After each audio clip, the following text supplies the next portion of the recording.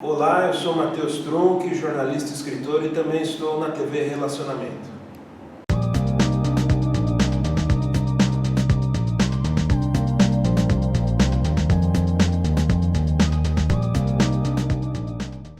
Olá, internautas, iniciamos mais um programa Gestão Executiva.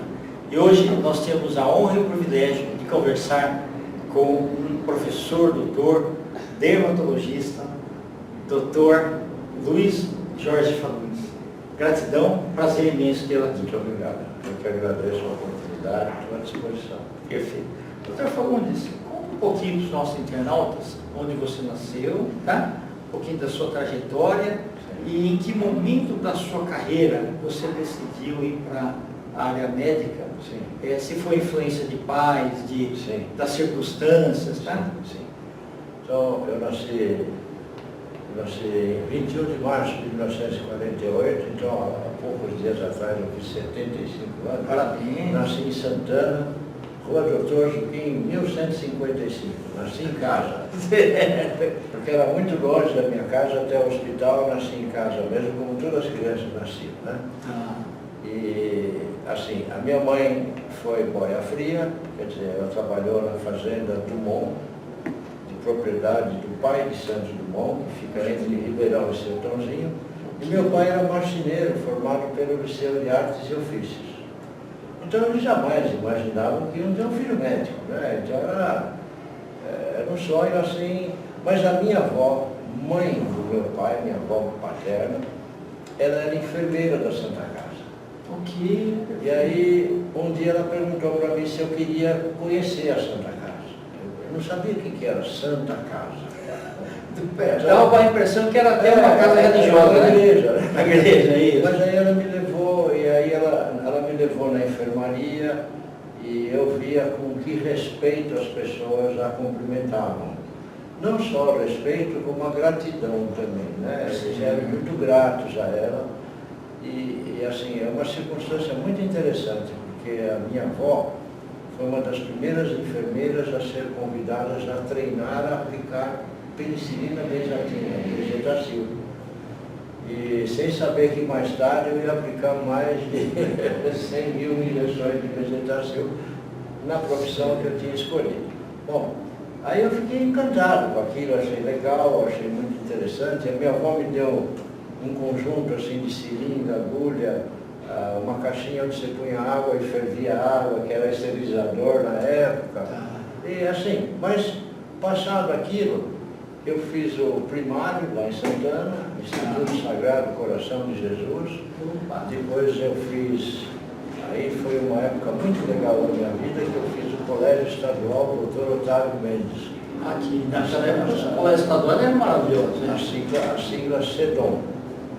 Então é um colégio espetacular. Hoje, a maioria dos meus amigos, e nós nos encontramos, né, mais de 60 anos de amizade, e a maioria dos meus amigos fez a universidade. Quer dizer, o colégio te preparava de maneira muito intensa e assim, com base bastante sólida para você passar no vestibular. Perfeito. Aliás, quando você não ia bem na escola pública, você tinha que ir para a escola particular para poder passar, era o contrário. Exato, exatamente. Infelizmente, o ensino nosso, o ensino público, ele caiu bastante, porque os professores são mal remunerados, a moçada já não é mais a mesma, é uma série de conjuntos que você volta no colégio, não sei, estudou, já não está mais aquele colégio, estava menor e tudo. Mas para mim foi um passo muito importante eu fiz ginásio até 1963 e depois de 63 a 66 eu fiz o que eles chamavam de científico. Ok, 4 anos de ginásio, 3 de científico no Colégio Estadual Dr. Otávio Mendes. Posteriormente, eu prestei o vestibular, aí eu já estava afim de medicina. Desde que a minha avó me levou na Santa Casa. Inspirador, então, né? Foi. E depois, infelizmente, ela não me viu formar. Mas a minha outra avó, eu tenho a avó materna e paterna, a outra avó me viu formar. Então, mas essa que me incentivou faleceu antes de eu completar o curso. Aí eu passei na faculdade que chamava, na época, Faculdade de Ciências Médicas e Biológicas de Botucatu. Era um instituto isolado do Estado. Certo. E a maioria dos professores eram professores da USP. Então eu tive aula com pessoas assim, de muita categoria, não só a categoria como profissionais, mas categoria como ser humano. Então, eu me lembro que os professores diziam assim, nós vamos dar a vocês o que a gente tem de melhor, mas vocês têm que trazer de casa o que os pais te deram de melhor. Porque para você ser um bom médico, você tem que saber acolher, saber entender a dor do próximo. E outra coisa, quando uma pessoa te procura como médico, você saiba que ele está assim debilitado, entende? Tanto fisicamente como emocionalmente. Então você tem que estar preparado. Lá na Faculdade de Ciências Médicas e Biológicas de Botucatu, hoje, ela chama-se Faculdade de Medicina de Botucatu. Universidade Júlio de Mesquita Filho é a Unesp. Perfeito. Certo? Mas assim, no meu diploma está a Faculdade de Ciências Médicas e Biológicas de Botucatu. Então, sempre, em todo lugar que eu vou, eu defendo isso, porque eu fui 7ª turma. Okay. Então, ainda participei daquele início da faculdade, né? Então, foi histórico, uma né? escola, para mim, foi uma coisa muito... O colégio estadual Dr. Otávio Mendes e a Faculdade de Medicina, a Faculdade de Ciências Médicas, foi no curso que nós fazíamos na Faculdade de Ciências Médicas e Biológicas de Botucatu, tinha o curso de Medicina, Biologia, Veterinária e Agronomia. Ok. Então, as matérias básicas nós tínhamos todos juntos.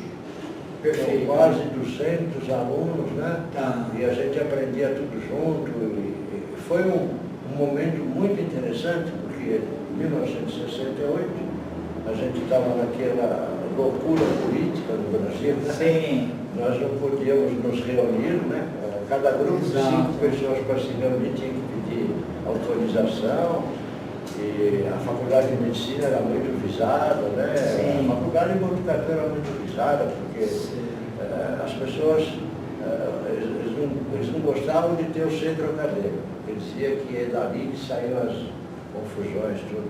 Eu fui do centro acadêmico, da área de relações públicas e as atividades culturais.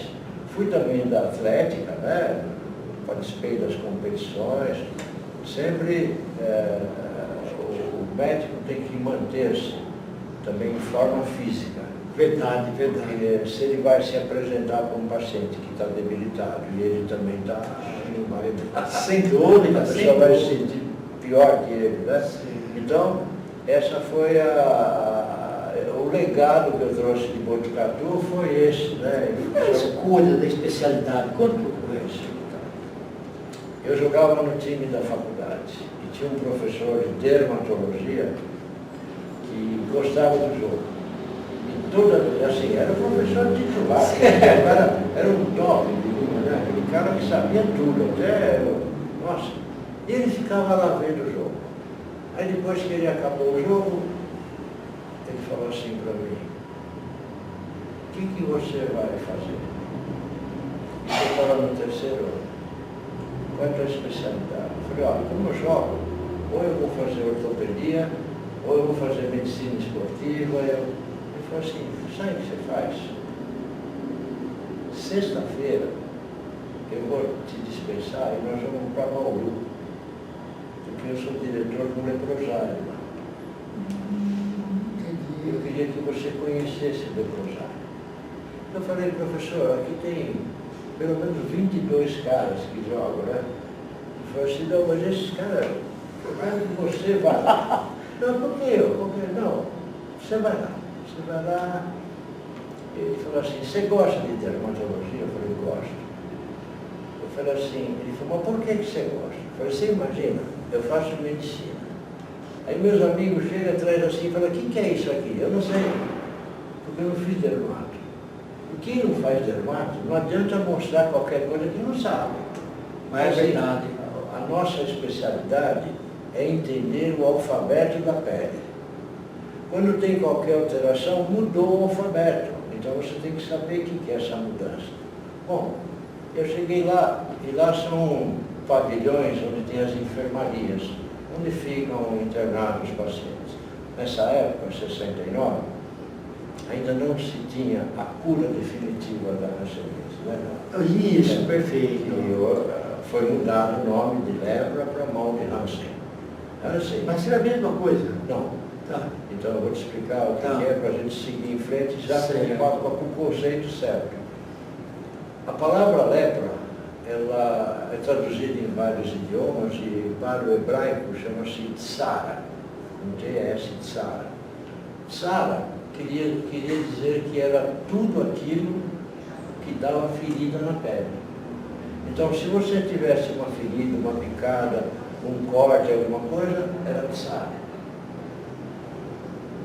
A lepra é outra coisa. É uma bactéria que destrói as terminações nervosas sensitivas da pele. As pessoas lembram da lepra que diz que cai pedaço, essas coisas. Por quê? Por exemplo, essa pele do nosso dedo ela é muito fina. Logo embaixo já é osso. E eu não sei se você se recorda que antigamente o cigarro não tinha filtro.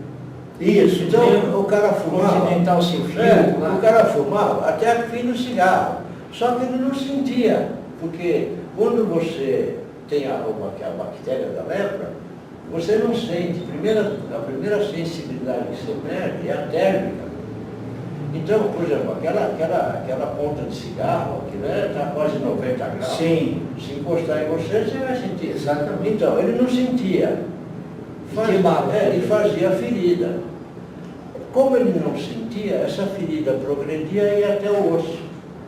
A infecção chegou no osso, o osso se destaca. Então não é que a doença faz cair pedaço, é que você perde a sensibilidade térmica, sabe?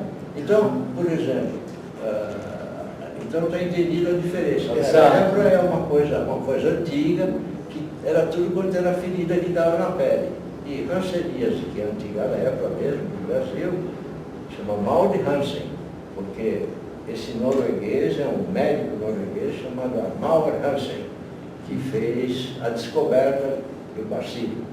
Sabe? Então, praticamente a Europa não tem lepra, a América Latina quase toda não tem, o Brasil tem. Então, o Brasil é o segundo país do mundo em lepra. O primeiro é a Índia, depois é o Brasil.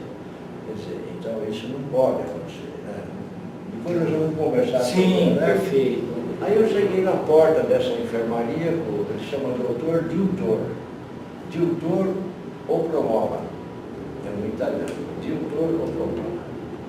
Ele falou assim, quer dizer que você vai fazer ortopedia? Você vai tirar dor dos caras, né? Quebrou, tira dor. Ele falou, entra aqui para ver esses caras que estão internados, quero ver se tira a dor da alma deles. Aí nós entramos e aquele povo todo olhando para o professor, com um olhar assim de gratidão. Porque naquela época o cara que cuidava de leproso precisava ser muito corajoso, Sem dúvida, é precisava verdade. gostar da medicina, porque eu fiquei 50 anos com essas pessoas e nunca me contaminei, porque a gente sabia como eram as formas de contaminação. Sim, exato. Entende? Aí, quando ele ia conversar com alguém, eu sentia aquela gratidão, sabe? E lá não tinha só lepra. Lá tinha outras doenças dermatológicas, muito raras, que eu não tinha visto na faculdade. Ele falou, se quiser ficar uns meses aqui comigo, depois você presta um exame no Hospital das Clínicas e na hora que cair na prova prática, você já sabe. Ah, não deu outra. Eu fiquei com ele, ele me preparou e eu fui para a prova e entrei nas clínicas, na residência das clínicas. Eu fiz 3 anos de residência em dermatologia. Ao final desses 3 anos, eu obtive o título de especialista, prestei o concurso, né, na Sociedade Brasileira de Dermatologia. Então, eu sou dermatologista concursado. Lá nas clínicas eu fiz o mestrado e fiz o doutorado. Parabéns. Sempre na área de dermatologia. Então, eu sou mestre e doutor pela Faculdade de Medicina da USP. Aí eu prestei um concurso público e eu entrei na Faculdade de Saúde Pública. Então eu saí da medicina e fui para a saúde pública. E fiquei esses 50 anos cuidando da área de dermatologia sanitária. Muita gente não entende por que o dermatologista cuida de doença sexualmente transmissível, lepra, claro, que dá na pele. Sim. Mas as doenças sexualmente transmissíveis também dão na pele. Então, é uma especialidade que precisa de gineco, precisa de urologia, precisa de próstata, precisa de tudo mais. Mas o dermato é aquele que, quando a lesão é na pele, ele tem que estar presente. Tem que fazer parte de uma equipe. Ok, nós vamos falar disso. E depois de 50 anos, sai no Diário Oficial a minha aposentadoria e, obviamente, foram quase 68 mil pacientes atendidos. Nossa, entendi. E aproximadamente 4.315 residentes que vieram fazer a capacitação comigo. No Brasil inteiro, eu tive residentes de outras partes do mundo, né? Veio da Itália, da França, Portugal, Estados Unidos, Canadá. Eu tive residente até do Irã. Nossa, entendi. Do Iraque, essa gente. Eles têm um programa chamado Winter School. Então, quando é verão, é um intercâmbio. E a partir de eu pertencer à USP, eu tive a oportunidade de fazer um curso na França, né? Fiz um curso de especialização na França, fiquei 2 anos em Paris, né? E aí, e o lugar que eu fiz o curso, eu fiz muitos amigos. E agora, 2 residentes, né? Um casal de residentes, eles quisiam fazer o curso. Entendi. Aí eu escrevi uma carta, mandei um e-mail, estão fazendo o curso. Eu falei, aproveito, porque eu não sei até onde vai esses cursos. Sim, verdade. Agora, eu também devo muito ao Hospital das Clínicas. Foi onde eu aprendi dermatologia. Foi uma escola mesmo. Essa é a escola, sabe? Pode, assim, estar tendo problemas, porque todo lugar tem problemas financeiros e tudo mais, mas sob o ponto de vista do ensino, eu acho que o HC é uma coisa inigualável. Eu fiz o curso na França, fui para os Estados Unidos, no Canadá, mas eu nunca tive, por exemplo, uma pegada como tem no HC, né? Quantidade de gente que você tem que atender. E dermatologia é você treinar a sua visão. Você tem que ver várias doenças várias vezes. Ok, até para ter um comparativo. Com certeza. Por exemplo, uma doença de pele, ela pode ser bolha. Se ela está de um lado só do corpo, é um tipo de problema. Se ela está dos 2 lados, é outra coisa. Agora, tem várias doenças que dão bolha. Então, você tem que saber qual é o local, como ela se manifestou, que tipo de bolha, essas coisas. Na realidade, nós temos que aprender o alfabeto da pele. Perfeito. Sabe? Então, depois que você souber o alfabeto da pele, aí você pode começar a reparar os defeitos. Quando você conhece o inteiro, não o íntegro, né? Então você tem que conhecer bem a pele, tem que ver muito a pele. Certo. Eu não entendia por que os professores faziam a gente ver pele normal. Ele falou assim, porque depois você só vai ver pele ruim. Então você tem que saber como é uma pele normal. Você sabe que eu tive professores orientais, e eles diziam, olha, a pele do oriental do rosto, você não pode exagerar no que você vai fazer, porque mancha e dá queloide. Quer dizer, uma cicatriz. Sim, disforme, né? Entende? Então, essas coisas... Assim como o afrodescendente e o Com certeza, o afrodescendente também, ele sai muito queloide, né? Ele não faz a cirurgia por causa da hipercicatrização característica, né? Da raça amarela e da raça. Agora, é uma especialidade que você pode ser cirurgião, você pode ser pesquisador, você pode ser clínico, sabe? Você pode fazer várias coisas dentro da dermatologia. Inclusive escritor, né? Escritor. Vamos mostrar um pouquinho dos seus livros. Não tenho capoeira ainda, mas eu gosto de escrever pelo fato de, por exemplo, colocar no livro o meu conhecimento prático e, ao mesmo tempo, ser um educador. Perfeito, sabe? Então, por exemplo, esse livro em particular é um livro humorístico. Sim. O que acontece? Tudo que as pessoas, num ambulatório onde tem as doenças de transmissão sexual, você imagina a confusão que é esse ambulatório. E eu, antes das 6 horas da manhã, eu já distribuía as senhas. Ok. E entre as 6 e as 7 eu distribuía as senhas e a partir das 7 horas eu começava a atender. Junto comigo eu tinha sempre 8 a 10 residentes.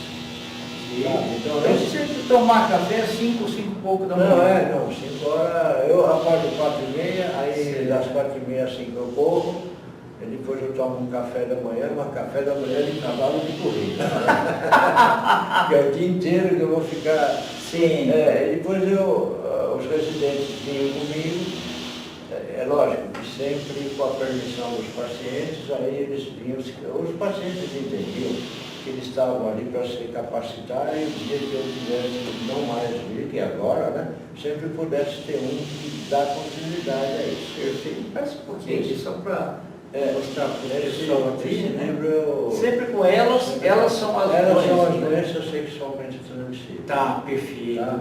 Porque um primeiro livro que eu escrevi chamava 30 anos com elas, quando eu fiz 30 anos de ambulatório. Ok. Então aí depois o Franco falou assim, era um livro mais fininho, o Franco é o ilustrador e meu primo irmão, né? Ele falou, bom, mas você tem tanta história, acho que cabe. Aí fizemos esse livro sempre com elas. Né? Muito bom. Assim, são fatos pitorescos.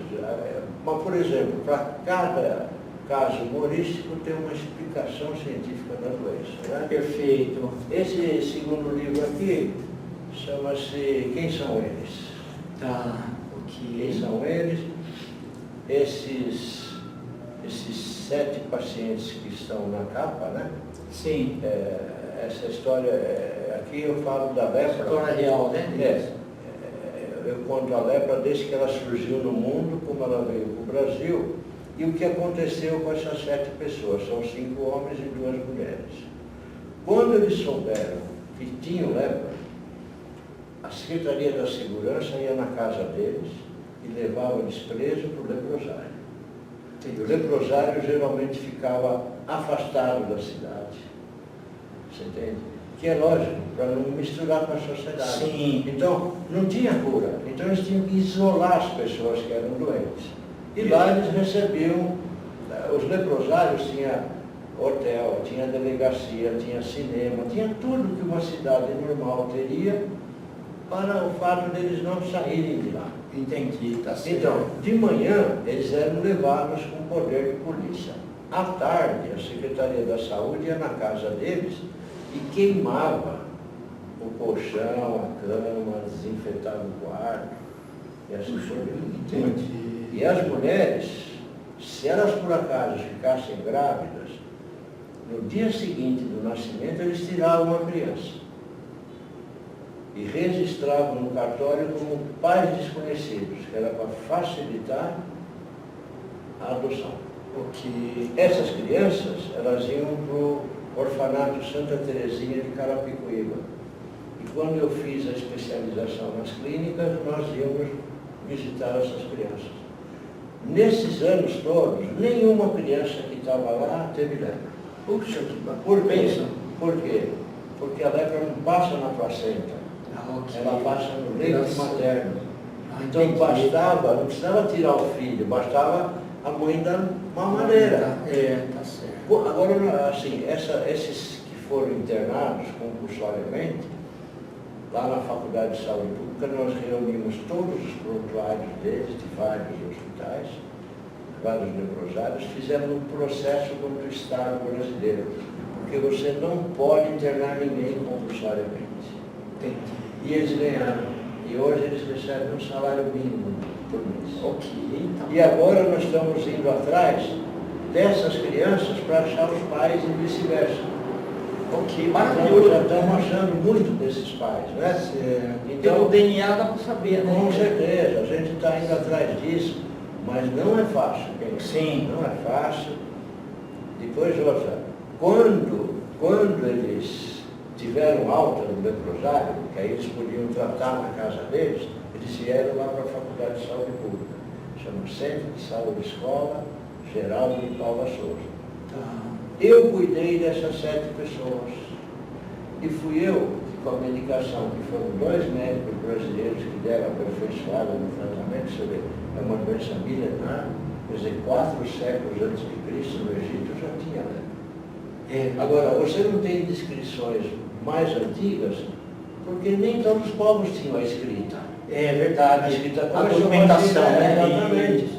Quer dizer, podia ter doente, mas não tinha documentação de que era doente. Então, como começou a escrita na China, depois se espalhou em todo o continente asiático e tal, e a Índia foi sempre o berço da raciocínio, né, Dona? Perfeito. Vamos ver o próximo, depois nós vamos entrar em detalhes. Isso aí. E esse daqui é o mais recente, né? Chama Quem Passou para Quem. Ok, tá. Então esse é um livro sobre... Dois transmissíveis aqui, né? É, mas assim, é sob o ponto de vista de relacionamentos. Ok, tá. Então, o que acontece? Eu peguei as pessoas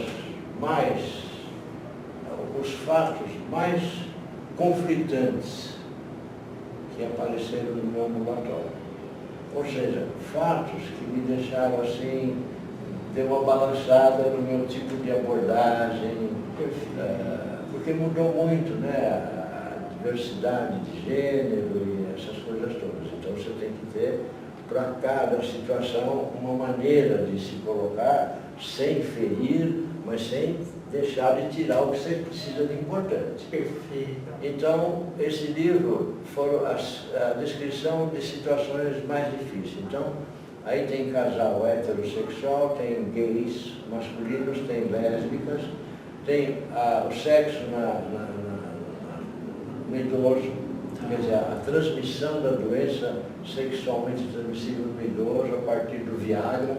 Sim. Quer dizer, o camarada começou a ouvir o Viagra, uma pessoa de mais de 70 anos consegue voltar a ter relação sexual. Sim. Então, quando ele usa pela primeira vez, ele usa em casa. E deu certo. Ele falou, se deu certo em casa, eu vou com a rua. Agora, um camarada de 75, 80 anos, ele só vai poder se relacionar com uma moça de programa. Né? É verdade. E essa geração que ele não usa preservativo. Então ele tem relação, É um risco, né? ele tem relação com a menina de programa. Só que ele chega em casa e a esposa fala assim, aquele dia foi bom, a gente pode repetir. E ele está no período de incubação da doença. O período de incubação é assim, ele teve a relação desprotegida, quando começa a ter os primeiros sinais e sintomas, esse tempo entre a relação e o aparecimento chama período de incubação da doença. Então, se ele está nesse período de incubação, não aparece nada nele, mas ele transmite. Ok. Aí ele teve relação.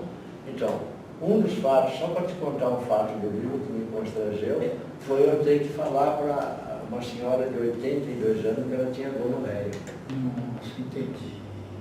Ela falou assim, mas isso eu escutei na minha juventude, era de gente que ia na zona, não. É verdade. E ela estava acertando tudo, porque o cara foi para a zona, né? Depois trouxe a doença para casa. E muitas vezes dava barraco, né?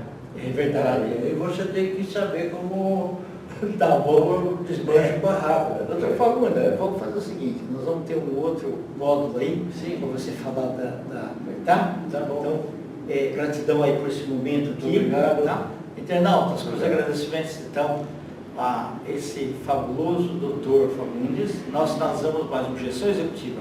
Grande abraço e até a próxima.